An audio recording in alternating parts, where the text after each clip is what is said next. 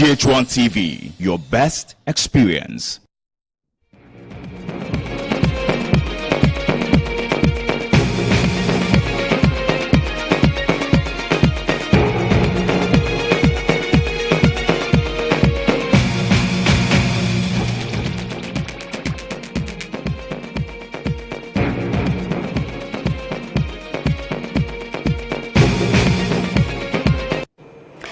Good evening, welcome to News Tonight with me, Nana Abanamwa. Coming up at our top stories.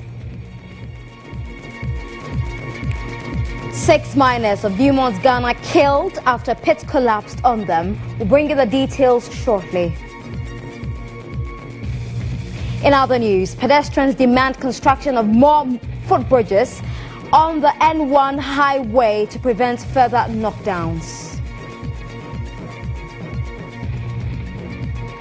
Most communities at the outskirts of Accra are not connected to pipe-borne water. We'll take a look at Hobo in the South municipality, where residents rely on water from hand-dug pits.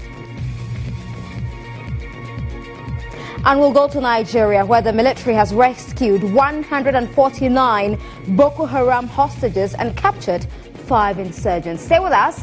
We've got Newsroom Diaries coming up at 7 p.m.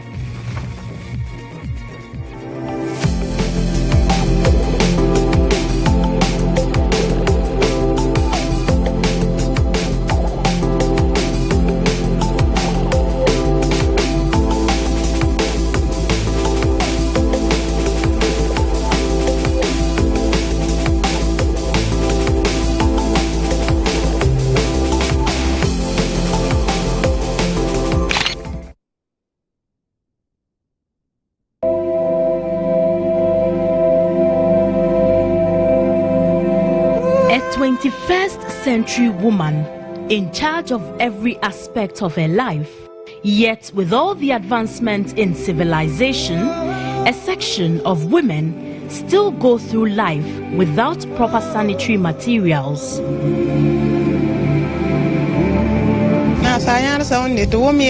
I have heard about the sanitary pads, but I have not seen nor used one before. I don't have money to buy a sanitary pad.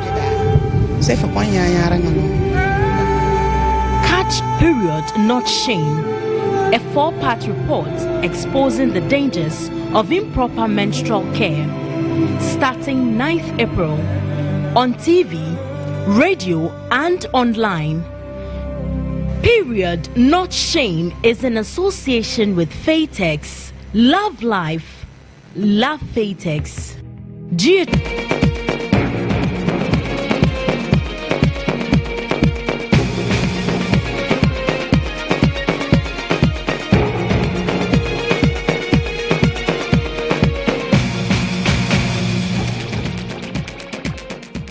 You're welcome to the news, so be sure to tune in tomorrow at 6:30 as we bring you our comprehensive stories on menstrual hygiene and myths surrounding menstruation across the country. On the 19th of April, we will be climaxing all of that with a forum on menstrual hygiene and the need for a concerted attempt and effort to ensure that girls across the country have access to sanitary materials, proper sanitary materials, I must add. Let's take a look at our first story for tonight. 6 miners working with Newmont's Ghana have been killed after a pit collapsed on them at the company's Ahafo Mill expansion project.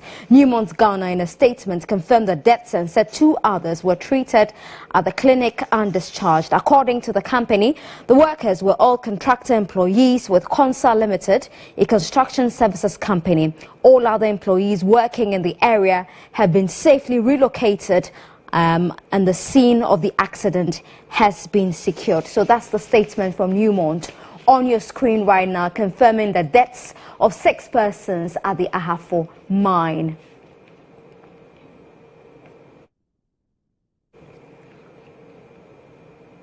Now, let's come to Accra and see what's been happening on the N1. And I'm sure when you ply that stretch, you realize how pedestrians often jump the rails and put their lives in danger. Well, they are demanding more footbridges along the N1 highway from Abofu to La Paz to continue to reduce the risks of lives being lost to car accidents over there. Hundreds of lives have been lost to accidents on the highway since 2012 due to the lack of enough footbridges on the stretch, but authorities are yet to take measures to prevent further accidents.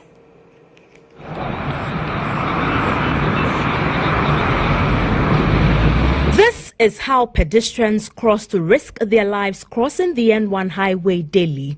For most of them, they cannot use the footbridges, which are about 300 meters away from the bus stop.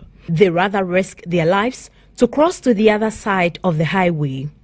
It is interesting how some pedestrians strain to pass through the small space between the crash barriers. This footbridge you are here and the no one is passing on it.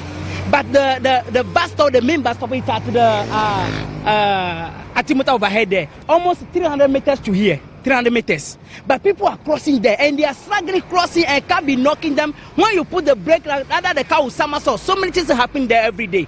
And the same thing at La Paz. At La Paz, if you see there, people are crossing and I'm just worried and saying that why government has to find this metal footbridge and place it there, or the Ghana Highway Authority, they just place it there and they don't see all stop. Our camera also captured this physically challenged man also climbing the barricade to cross the road. There is a disability-friendly part of the footbridge for his use, but Abofnu to La Paz is too far.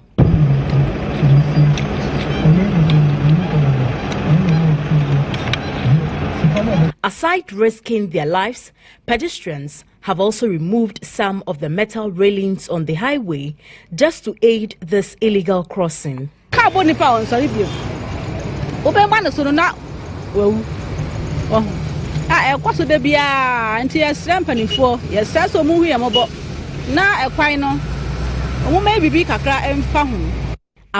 to the police MTTD, at least 200 pedestrians have died, majority of whom were knocked down by speeding vehicles in an attempt to cross the road. This is also due to inadequate footbridges and faded zebra crossing signs on the highway. During the 2016 electioneering year, the erstwhile Mahama government said 20 more materials for metal footbridges had been imported for use on the N1 to save pedestrian lives. However, 2 years on, not a single footbridge has been added to the existing ones. Last year, Okankwe Central MP Patrick Yaobuama petitioned Parliament to have the Roads and Highways Ministry put up more footbridges on the highway. All right, so that was a report by Maraba looking at the state of footbridges and the lack of it there. Imagine walking from Abofun to La Paz to use a footbridge. That's quite a walk. Anyway, let's take our attention now to Hobo. In fact, Asebi is a community located outside Accra, around the Dodua community. Residents there have been using a dirty dam for their household chores because the community is nowhere close to having pipe-borne water connected to their homes. Here's a report by Imelda Ajay. Asebi is a rural community located along the Dodua stretch in the Greater Accra region. With over 600 inhabitants, the community has existed for more than 40 years, but is yet to be connected to pipe-borne water. Residents of the community rely on a dam that was created to water various farms in the town. They walk about a mile before getting to the dam. They share the water with animals. This is the water they rely on for all their chores. We spoke to some of the residents. Nunisua, ye usual baby. I must say, ye nanchi, proko, or join, mwanumu yeni, wamunyana, and yusu sanzion. Ponte Yokosana is nanchi musamu, free bush bar, on and one of mubenum, and one of mudijari, and one of nigum, so muniguia, Nayas we Yokosana ye dijualena, ye di ebinu edrianis. Though the journey to the dam is quite a distance, the young are not spared in fetching water. The water usually dries down during the dry season. In a situation where residents want to get clean water, they have to travel about 7 miles to another town called Kodiabe. During our visit, we sighted some residents who had gone to fetch water from Kodiabe and were returning home. For many residents in the area, access to potable water in their community may forever remain a dream. Residents are, however, hoping that government will turn its attention to their community when linking households to pipe-borne water. Imelda Ejay's report, GH1 News. All right, let's turn our attention to another community that also lacks access to potable water. That's Hobo. Residents there, well, they are usually farmers predominantly, and they are situated here in the Greater Accra region. They rely on unclean water from hand-dug pits in the community together with the town's animals, just as we've been seeing in several other communities, especially from the northern part of this country. Now, this is because access to potable water continues to be a challenge, as the community has only one mechanized borehole serving the entire 13,000 residents of the town, and you're wondering how will they make it. The borehole dries up often, leaving residents with no choice than to drink from the hand-dug pits. These hand-dug pits are not just any pits, but savior to 13,000 residents of Hobo in the South municipality of the Greater Accra region. They were dug by the residents after the only mechanized borehole started getting dried up during the dry seasons. To be able to get a bucket or two of water here, one has to spend more than 1 hour for the water from the ground to come up, especially when the pit's water have been collected already by other residents. Both women and children who come here to fetch water have to take their time in collecting, else they may fetch unclean water filled with sand.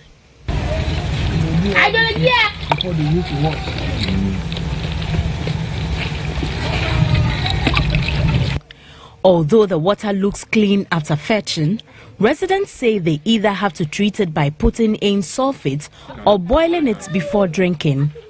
They say although they wish not to drink from these pits, they have no choice, as they have to pay to enjoy water from the only mechanized borehole in the town, which sometimes gets dried up.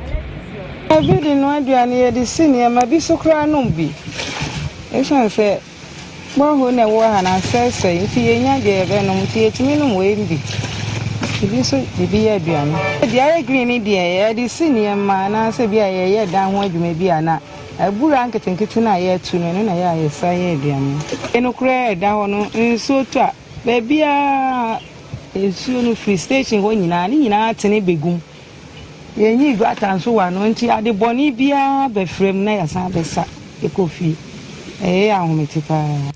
The assembly member of the Hobo electoral area, John Padmore, in an interview with the news team, noted that the situation has been like that for several years, and all efforts to get the assembly to help fix the challenge in the past have proved futile.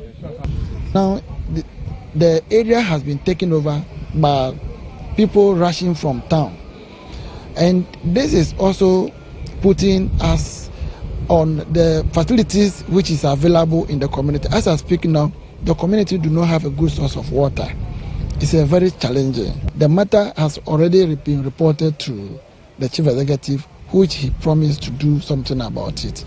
He is, however, hopeful that the new MCE and other benevolent organizations and individuals will come to their aid to provide them with more mechanized boreholes in the area where the hand-dug pits are. Alice Aite, GH1 News. Is Ghana at 61. In other news, former President John Dramani Mahama says the opposition NDC has no intentions of truncating the democratic values of the country. In what appears to be a reply to President Akufo-Addo's outrage about how the Ghana-US military pact has been handled by some opposing groups and individuals, former President Mahama urged supporters of the NDC not to force the NPP out of government, but allow them to go through what he claims as 4 years of embarrassment. We don't support any truncation of our current democracy in any way.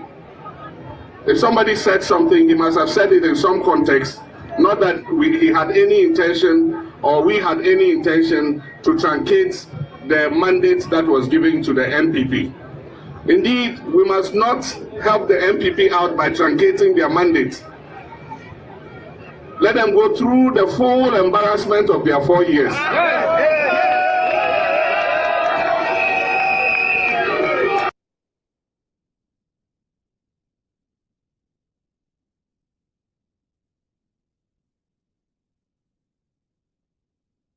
Well, her crime is the death of both parents at age 8. At 12, Amina Ibrahim was brought to Ghana by her aunt. The sole purpose was for this little girl to sell and take care of herself and this aunt of hers. Enjoying childhood at the age is a dream she's yet to live. In the following report, Odelia Ajimaprempe tells the story of a 12-year-old Nigerian street girl in Ghana. It is 3 p.m. on the streets of Kanda in Accra. This is how these children survive. Most of them are seen trading in items like cotton bud, shoe polish and others, while their parents sit down under sheds and watch them sell and beg for money. The children are exposed to the vagaries of the weather in their struggle to get something into their stomach. Amina Ibrahim came to Ghana 2 years ago. This was after she lost both parents and had nobody to take care of her. She is here with her biological brother, and he was in a different part of town, toiling away. Amina is from Nigeria and narrates how she came to be in Ghana at this tender age. I want food. I don't get money. I want to go to school. I don't get money. My mommy, she know that she don't die. And my father, she don't die. Now only me and my brother. Her auntie, Rukayat Ibrahim, who brought Amina to Ghana, has 7 children. Rukayat told me she had no choice but to bring her children to Ghana 2 years ago after her husband died. What I'm doing is those things that my children used to sell. And if I sit here, some people give me. My husband died and I didn't have anything in my hand. No, my house, I have said it. So I didn't have any hope. I didn't have anything. That is why I call, maybe I have something to start to business and train my children to school. 12-year-old Amina is serious about her hawking business, but the market does not favor her. It was immediately apparent that Amina was the breadwinner. Amina is willing to go back to Nigeria to further her education, but her choices are limited. I just say foolish. They know they buy, now only this one I get. If they give the money, I won't go house, Nigeria. Watching Rukayat, it is obvious Amina will not get this wish. This grown-up is heavily dependent on the 12-year-old and exploiting her for her own selfish interest. We watch Amina slave away under the unmerciful sun, hawking to get some few coins to survive, while Rukayat watches on unperturbed. Street children and begging for alms are not new in Ghana. In 2016, Department of Social Welfare conducted an exercise to clear them off the streets, but they came back within weeks. Meanwhile, Regional Director of Accra at the Department of Social Welfare, Phyllis Emefasenyo, said they are putting in place the right approach to end the street children menace. The best approach will now be to assess the needs of the individuals on the street. When we have the correct data, then we will be able to address each case on individual basis and depending on your needs assessment.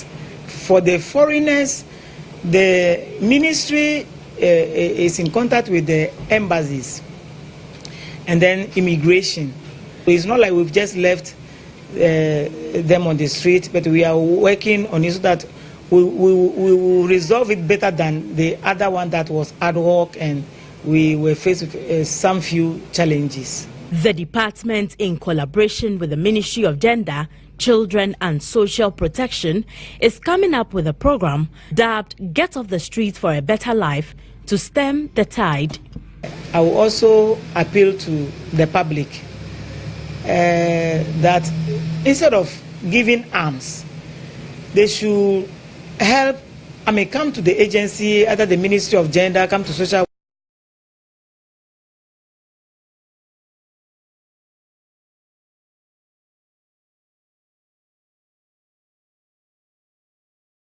of doing something good for themselves and desist from begging. The International Institute for Child Rights and Development estimates child labor contributes to slowing levels of economic growth, which in turn affects a country's development trajectory. Close to 168 million children aged 5 to 17 years are estimated to be engaged in child labor.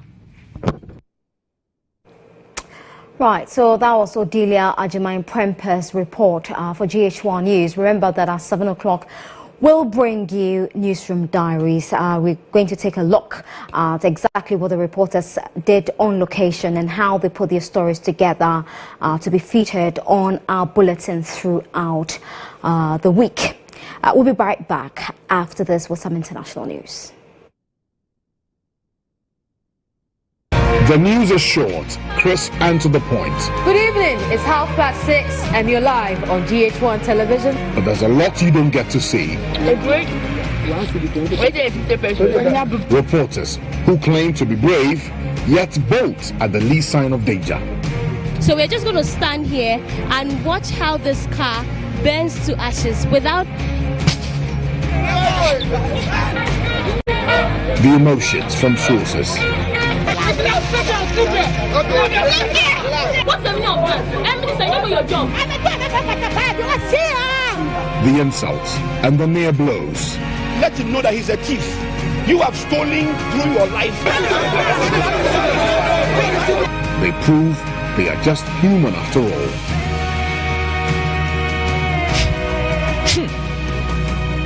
I can't even.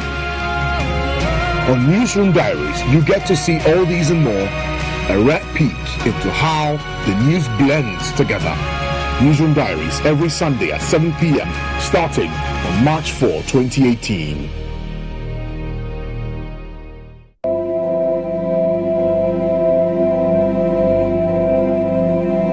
A 21st century woman in charge of every aspect of her life.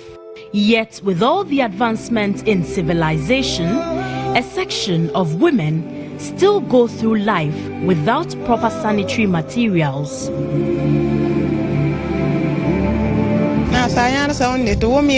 I have heard about the sanitary pads, but I have not seen nor used one before. I don't have money to buy a sanitary pad. Catch period, not shame. A 4-part report exposing the dangers of improper menstrual care. Starting 9th April on TV, radio and online. Period, not shame is in association with Fatex. Love life, love Fatex. GH1 News. News you can trust.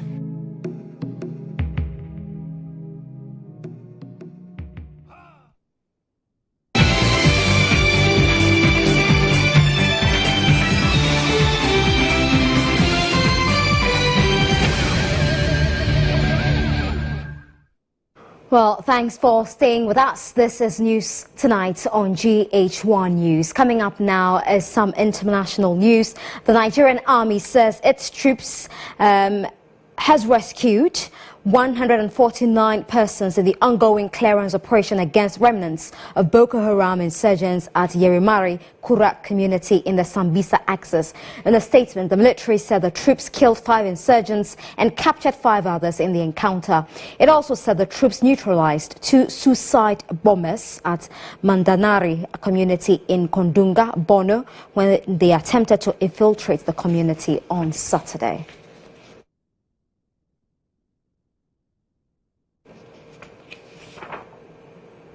A chemical attack in Duma, the last rebel-held stronghold near Syria's capital, Damascus, has killed at least 70 people and affected hundreds.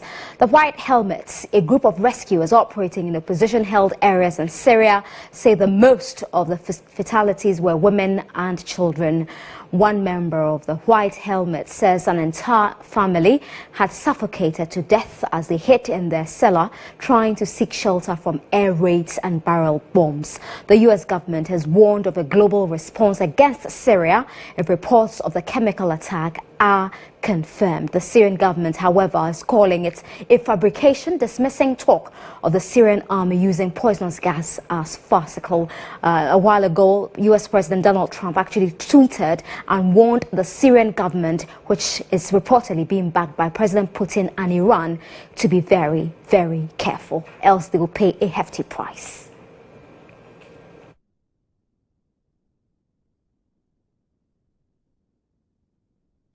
All right, so News from Diaries is coming up shortly, and the presenter for today is Ridwan Karim Dini Osman, and he'll be speaking to reporters whose stories dominated the headlines throughout the week. Thank you very much for your time. We'll come your way same time tomorrow at 6:30 with more news, but tune in at 6 a.m. for the news with Sewa Amehir and the rest of the GH Today team. My name is Nana Abanamwa. Do have a beautiful night.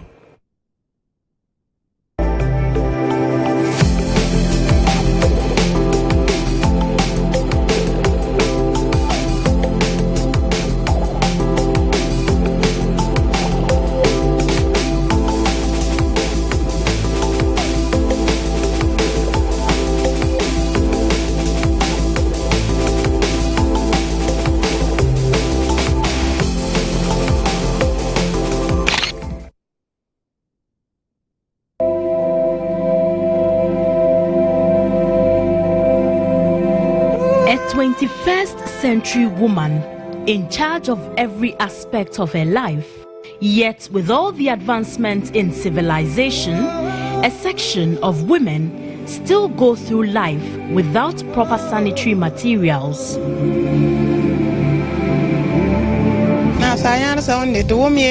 I have heard about the sanitary pads, but I have not seen nor used one before. I don't have money to buy a sanitary pad. Catch period, not shame. A 4-part report exposing the dangers of improper menstrual care. Starting 9th April on TV, radio and online. Period, not shame is in association with Fatex. Love life, love Fatex. GH1 News. News you can trust.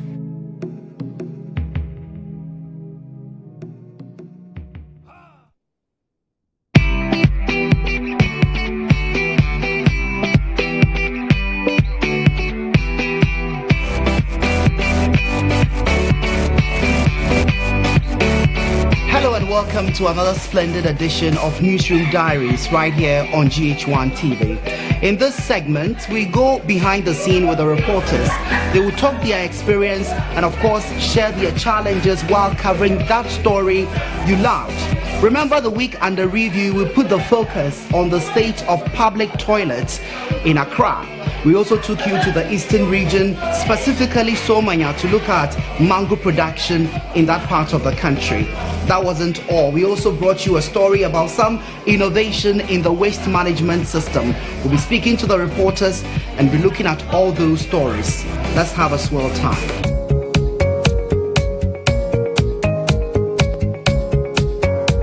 So I begin straight away with Joshua. Hello, how are you doing, Joshua? What are you working on at the moment? No, I got strike as day 2 continues. So just want to put up a few developments we have. Okay. Let's talk about that story you did from Asuchare concerning the state of public toilets in that community. What was the experience for you? I don't seem to have words to describe it, but it wasn't really pleasant to travel to another part of Accra, the region, and then get to find out that there isn't much toilet facilities in some of these homes. Talk of convenience.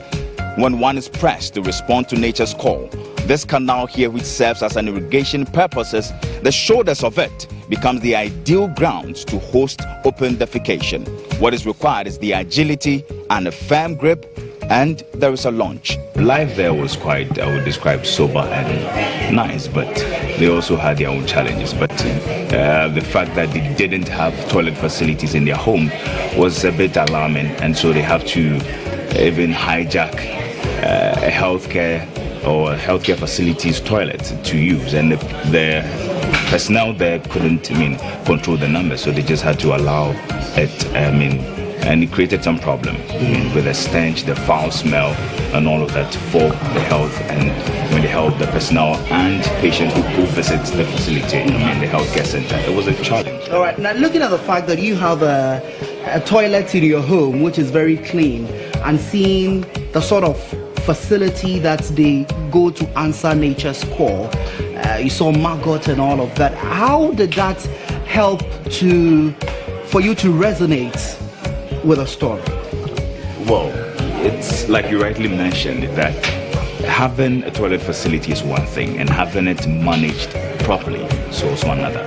They don't have it. The few they have is ill managed, which was a problem. I quite remember I visited one of the public, I'm just putting in quotes because it actually was built purposely for a school. And the school children, that's what they use. And the people in the community, since they don't have public toilet, have to also, hijack that one too, just for the place of convenience as well. And I visited one of them and I actually ran out because I couldn't stand the stench and all of that, and it's quite disheartening the way it was left unkept. They can't manage or control the whole sanitary, and some would have to even use the canal. That's where they visit to, which serves as an irrigation purpose. Or purposes for the rice farm there, and then they go there and they launch the missiles, which was a bit interesting. But I know you are very prim and proper guy. You always put on your long sleeves and your trousers to go, your nice shoe. But when you did that piece to camera, you look very casual. Was that your way of communicating the toilets? I knew I was going to a zone.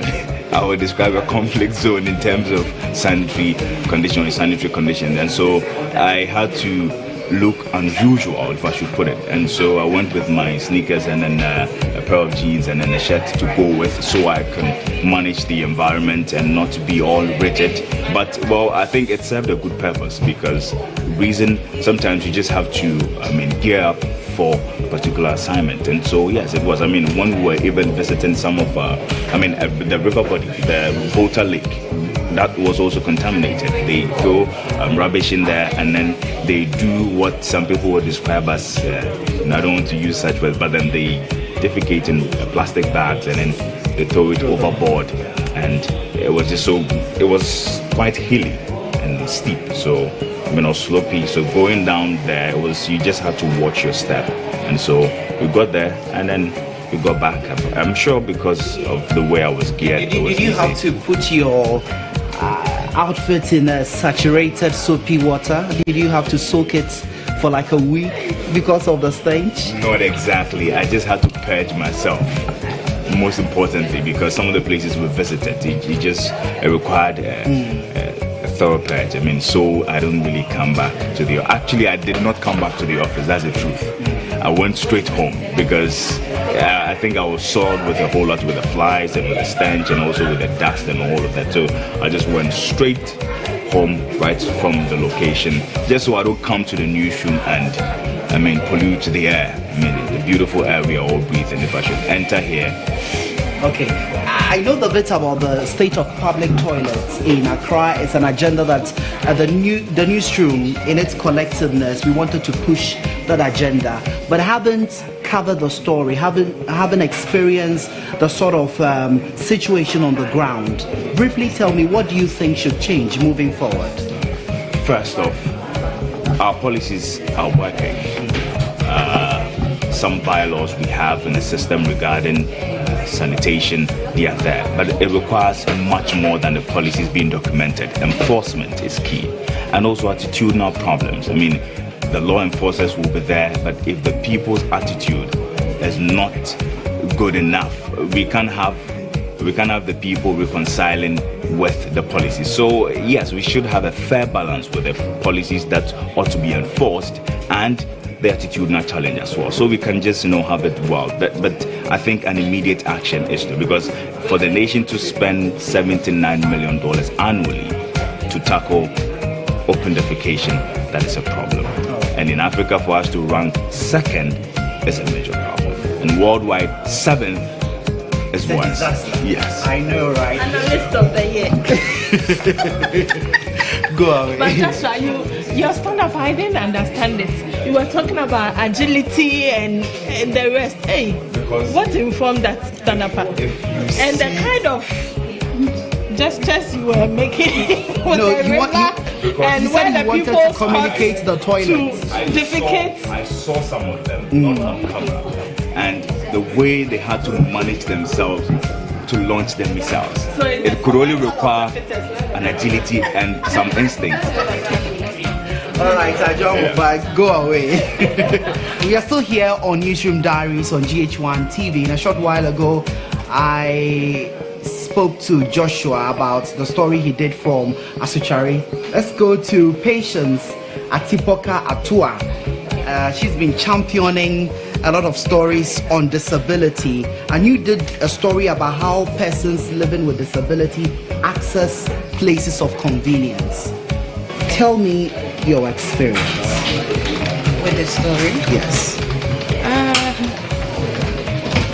First of all, it was something.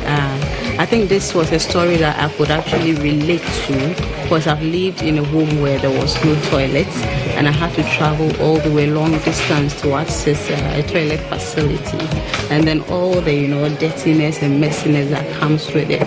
So it was like I was reliving some of my past life, and it brought back sad memories. It was something. It's something that was relatable. Exactly. Because first of all, this is somebody who has difficulty walking. So for somebody like that, you need most of the facilities in the homes close to you. But then they would have to travel. This person has to travel all the way. It's about a 15-minute walk. Just imagine if the person is, let's say, pressed. How do you do that? And then beside the fact that you have to travel all that long, then you have to sometimes even stand in a queue till it's your turn. And then the inside, the whole the hygiene aspect of the whole place too was another big issue. This is someone again who cannot, let's say, squat on her own without any support. So they have to, grab walls and then the floors with bare hands like that. All right, let's stay on the protagonist of your story. How difficult was it getting that woman to actually go public and say that I want to share my challenges with everyone? And of course, it has posed a very big problem in this country. So tell us, how did you get her? Gladys, I think I knew her before. So when this came up, I realized, okay, this is somebody, she actually is facing this situation. So let me talk to her, see if she will be willing to talk to me. And I spoke with her. Yes, obviously you are uncertain. Okay, I'm not sure if I can do this. But after, a lot of talks, made her understand that this is not just for her. It's not about maybe exposing some weakness in her, but it is just to tell the general public, tell policymakers that these are our challenges. So when you're putting certain things in place, make sure you at least include us. Then she was ready to actually open herself up and then allow for us. And I realized your report too was very descriptive. You entered one of the cubicles in the toilets. You described how she was going to squat and all of that. How were you able to be that descriptive? I mean, as I said, I think it's because I've experienced it, not once, not twice, yes. So I could actually relate to it. So it was easy for me to actually describe what exactly was going on in there. But when you enter the cubicle, give us a sense of the ambience, the sort of ambience. I didn't want to enter at first. I stood outside and then I was like, okay, I want to kudo. I was like, kudo, you enter and then take the shots. Later I was like, no, I have to enter and then leave the story. And you know, when you're entering, it's this narrow, I don't know if it's a hallway, a doorway or whatever. And it's so narrow, you have to touch, you know, the sides of the wall, which are not clean. And then going inside, the stench was bad. So if you had the opportunity to meet the president, Nana Addo Dankwa Akufo-Addo, and you needed to have a conversation on the story, what would be the recommendations you would give him? I think the Accra Metropolitan Assembly and then the World Bank, they brought up this whole initiative of supporting households to put up toilets in their houses. I think it should be made mandatory. Everybody, I don't know, the president, yes, they should make it a mandatory policy that everybody should everybody should put up a toilet in their house to make our lives. You're not making a special case for persons living with disability. I think we live in the home, so if it is provided, then we can equally use it. Because I can't tell him to build maybe toilets or you can cover all of this. We are spread across, so it will be difficult, you know, fishing us out. But if those policies are made, if we actually actualize that policy, then wherever you are, you can at least enjoy some ease when you have to access a toilet facility. Okay, so patients think that the existing laws would have to be enforced. She's actually for a woman who has refused to bring us pito in the newsroom, but we still wait and hope that you bring it one day. Or sabo. All right. So we're still watching Newsroom Diaries on GH1 television with me, Ridwan Karim Dini Osman. We're going to still stay on sanitation, but this time we'll talk about waste management.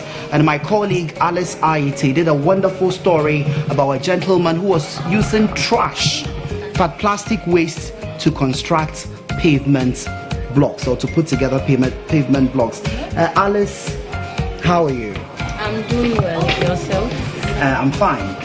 I know you do a lot of stories about health issues. What necessitated the need to do something on waste management?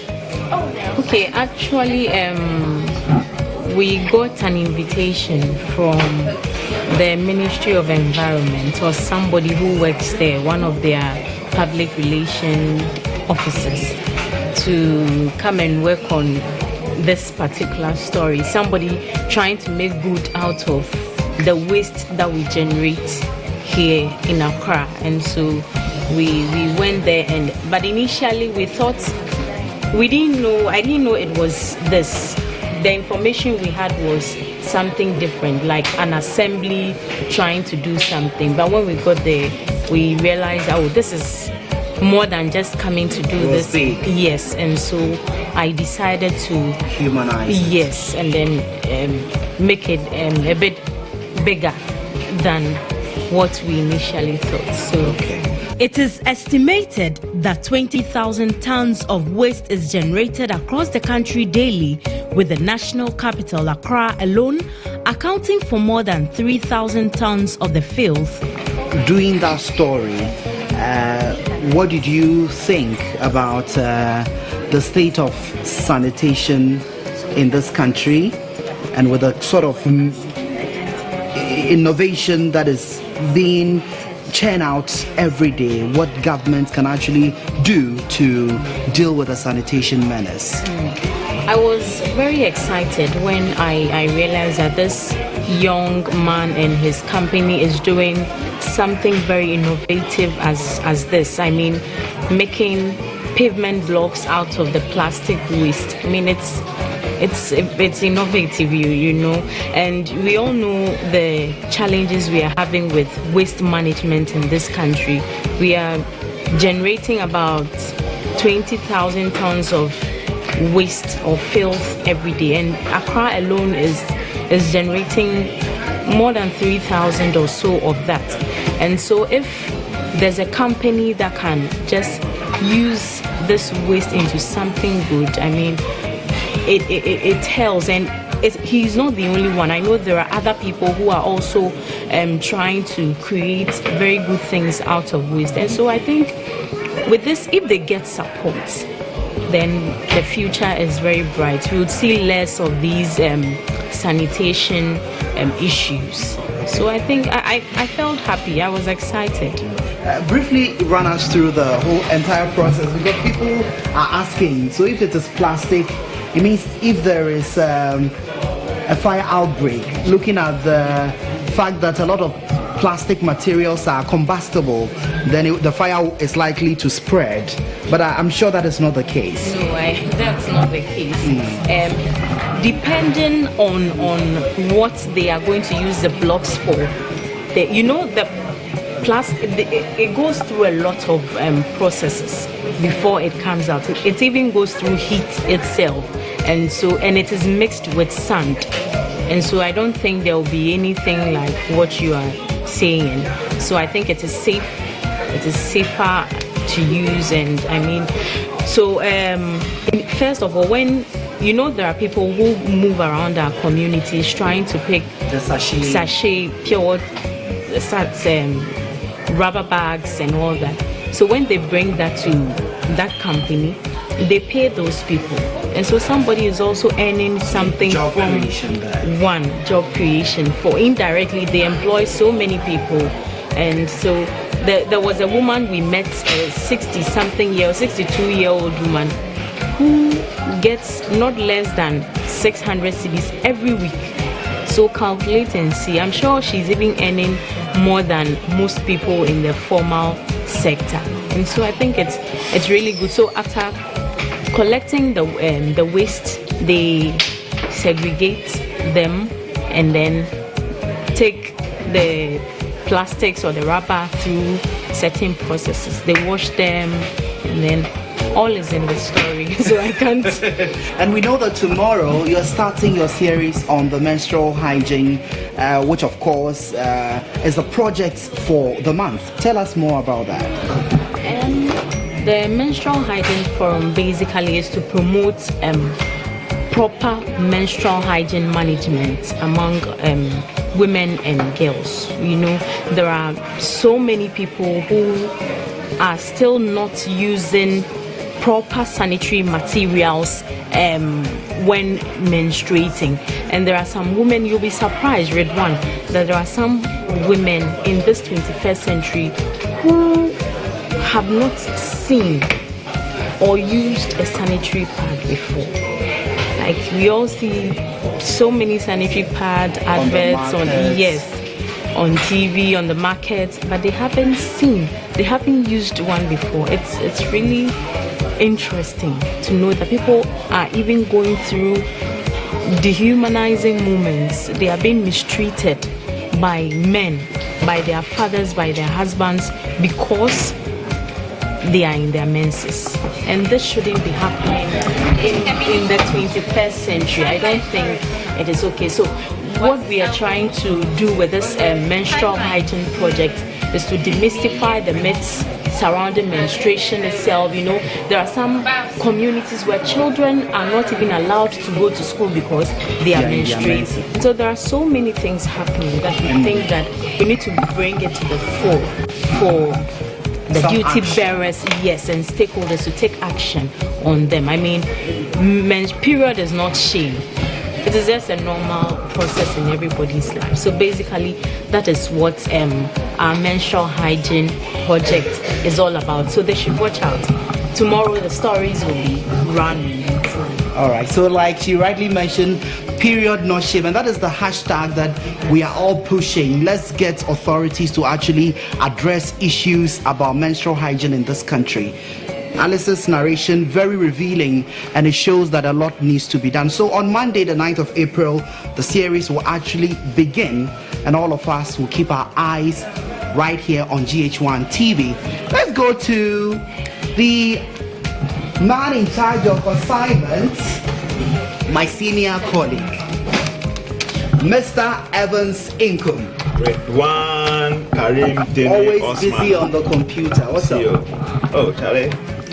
We're still doing some small research. I mean, trying to get things done. Exactly. That's why we start Researching Martin Luther King.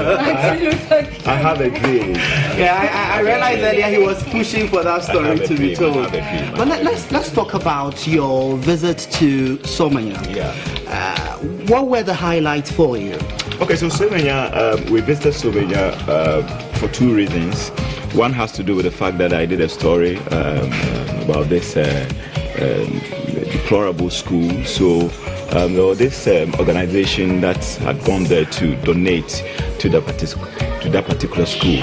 And then also Somanya is also the hub of mango production. So I also took interest in looking at how that particular sector is also faring as far as mango production is concerned. You know, the government has announced one district, one factory, and also using agriculture as the catalyst to boost the economy. So it was worthwhile for us to understand how mango is actually faring as far as Somanya is concerned. So basically, these are the two things that took me to Somanya. Now let's talk about your arrival in the community.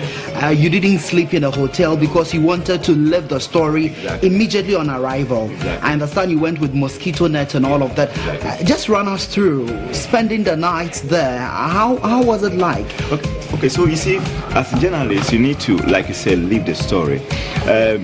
You really need to be part of the people so that you'll be able to tell a good story from their perspective. So we decided not to sleep in a hotel, even though we had, we had the means to sleep in a hotel, but we decided not to sleep in a hotel, but sleep in the open. Okay, the most important thing for us to watch out for was not to get any mosquito bite. I mean, in our part of the tropical world. So that was the concern, but any other thing, we are just ready to go with them. So yes, we slept outside. We didn't sleep in the hotel, even though it was a bit of discomfort. But hey, we needed to be real as the story itself. We'll talk about the food, but let's talk about the challenges that were put across to you by the farmers. Briefly tell us what. Okay, so we're talking about several hectares of mango plantation or farmland that have been hit by this particular disease. In fact, there's actually a virus, the black spots or the black bacterial spot, BBS. It has, that particular virus has just spread through a lot of acres as far as mango plantations go. I spoke to Mr. Kobo. Mr. Kobo was the 2009 National Best Farmer, and he narrated a sad story, how this particular virus actually wrecked or ravaged his farm. And then again, you know, mango is one of the ventures as far as the agri sector is concerned that will embrace you with a lot of risk. Okay, so and a lot of the youth there would they want to venture into such a high risk venture. So it takes somebody who is very courageous, right, to enter into such sector and against the backdrop that there's climate change and all that. You decided to go to the ministry as well. Yes, we decided to go to the ministry because they're telling a story. We also needed to know if the Ministry of Agriculture is also aware of this particular problem. Lo and behold, we went there and we met somebody who has also come with the same report from the Bono Ahafo region. So it was refreshing that we're getting different reports from the other parts of the country. All right. And so what were the policy gaps that you identified that perhaps if you have a sustainable mechanism, we wouldn't have some of these pest attacks and of course the losses being that huge as you reported? I think that now they see the problem is that they've not been able to find an antidote to this particular disease. They are now working on mixing some chemicals to be able to arrest that situation exactly, and that is the problem because the disease continues to spread. In fact, in places like Bono Ahafo region, it's just a disaster to say the least. But there's an assurance. They say in adversity there's an opportunity. So, well, from the deputy minister in charge of agriculture, horticulture, Honorable George Odro, they are doing everything humanly possible to arrest that particular situation. So probably that is the only source of hope for the farmers working on the situation. Okay. Let's talk about the food you enjoyed. You enjoyed something very delectable. Tell us more about that. And your piece to camera. Yes. Yeah, you see, they say, if you're a journalist, you are like a people's teacher. Yeah. All right. You have to know everything, from anthropology to zoology. I mean, you need to tell the story. Even if there are some technicalities involved, there are some jargons involved, you need to understand them and also explain or demystify those jargons to the ordinary viewer who is watching. And of course, you also need to be on top of the issues because there are other experts who will also be watching. So this particular word, BBS, the black bacterial spot. I mean, it was my first time of hearing such a word in agriculture. I'm also not an agricultural scientist. I needed to understand it and also... Guess who is standing behind you? You spoke about demystifying what jargons. Breaking. Are you sure you do not add up to those jargons? No, you see... You don't, the two of you and Redwan and Joshua, you are fond of speaking big English that you don't speak. I met my real size when I... he's not telling the truth. I met my meter. As some people put it. I met my meter when I went to Somenia. Look, you realize that some people could speak bigger English than you. Redwan was talking about saturation. I'm here to understand that word. So let's talk about the food. We are wrapping up. Let's talk about the food. I needed to do that thing over and over again to be able to understand that particular thing. So that was just by the by. The food. You see, that was another difficult thing. I couldn't eat anything there because I have a very fragile tummy. Okay, so I was very particular about what I ate. I didn't eat. I think I didn't eat till the night. Yes, I know, but I was also a bit careful because of an experience. So I decided to do artificial fasting. Okay, till I come back to Accra. Thank you very much. You're welcome. Charlie. More vim. All right, so that's all time we allow for today's edition of Newsroom Diaries on GH1 TV. My name is Redwan Karim Dini Osman. Don't forget though that tomorrow Alice's series begins. It is period, not shame. Make a day to watch. But until then, keep watching GH1 TV. I'm out of here.